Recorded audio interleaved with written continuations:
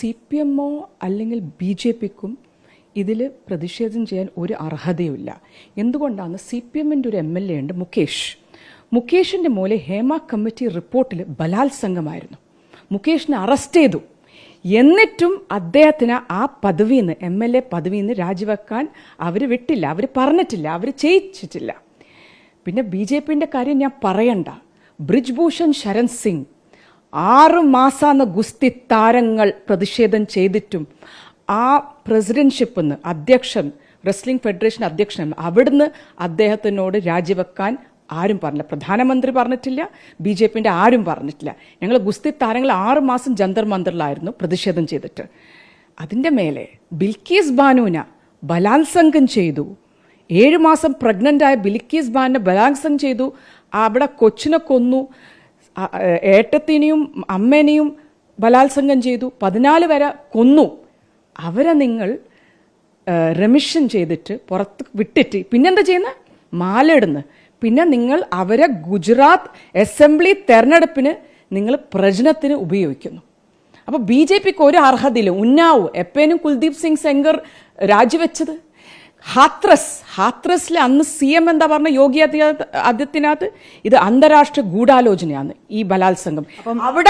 അവിടെ രാഹുൽ ഗാന്ധിയും പ്രിയങ്ക ഗാന്ധിയും പോയിട്ട് പ്രതിഷേധം ചെയ്തതിൻ്റെ ശേഷമാണ് അതൊരു CBI പ്രോബായത്. അതാണ് കോൺഗ്രസ് പാർട്ടിയിൽ എന്തെങ്കിലും ഒരു തെറ്റ് കാണുമ്പം ഞങ്ങൾ രാജിവെക്കാൻ പറയും.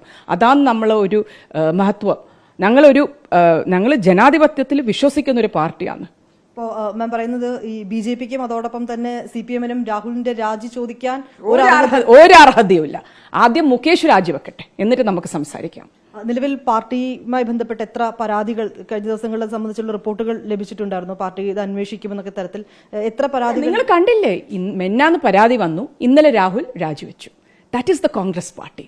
അതാണ് നമ്മൾ സ്പീഡ് ഓഫ് നടപടി മനസ്സിലാക്കണത്. അതാണ് കോൺഗ്രസ് പാർട്ടി. അതാണ് രാഹുൽ ഗാന്ധി എപ്പോഴും സ്ത്രീകളെ സംരക്ഷിക്കുന്ന ഒരു നേതാവാണ്. ഇങ്ങനത്തെ കാര്യത്തിലൊന്നും രാഹുൽ ഗാന്ധി ഒരാളൊക്കെ നിൽക്കുന്നു ചെയ്യില്ല. നിങ്ങൾ കണ്ടിട്ട് ഓരോ സമയത്തും ഓരോ ബലാത്സംഗത്തിൻ്റെ വിഷയം ഉണ്ടാകുമ്പോൾ രാഹുൽ ഗാന്ധി എപ്പോഴും അതിനു വേണ്ടി പ്രതികരിക്കും, സംസാരിക്കും, അതിൻ്റെ എതിരായിട്ടും. അങ്ങനത്തെ ഒരു നേതാവാണ് രാഹുൽജി. നിലവിൽ ഈ പരാതിയും ഇതുമായി ബന്ധപ്പെട്ടുകൊണ്ടുള്ള ആരോപണങ്ങളും എല്ലാം രാഹുൽ ഗാന്ധിയുടെ ശ്രദ്ധയിൽപ്പെടുത്തിയിട്ടുണ്ട്. ഷുവർ. പ്രിയങ്ക ഗാന്ധിയുടെയും ശ്രദ്ധയിൽപ്പെടുത്തിയിട്ടുണ്ട്. എന്തായാലും ഉണ്ടാവും. ഉണ്ട്.